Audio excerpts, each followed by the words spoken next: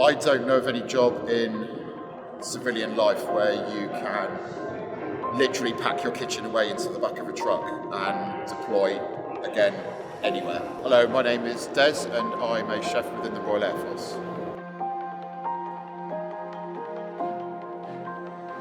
Before I joined up, I worked at Tesco's where I stacked shelves.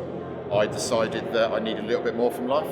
I've now got a level 2 food safety, which I did within the first year of leaving training, and now as a junior NCO I have level 3 food safety.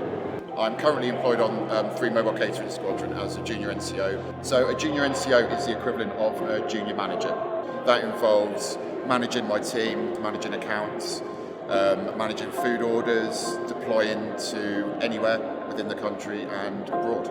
Since I've been in the Royal Air Force, I have travelled onto 6 of the 7 continents, including I've been to Africa, I've been to North America, South America, all across Europe. I've been to Afghanistan, India, Dubai, the list goes on. So whenever we deploy within 3MCS, we always deploy with a team of us.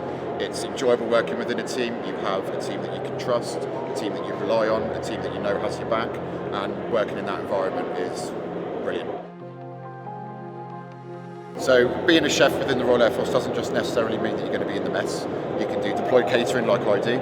You can be working in VIP. You can be working down on the voyages that now employ chefs on there. So you are not just stuck in a mess. There are several opportunities for you.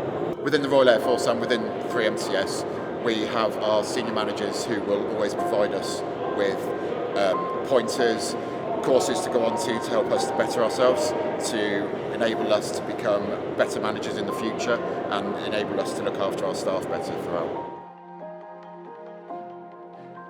The special part about being a chef for me is what you see behind me is the field catering element. That's the bit that I enjoy most.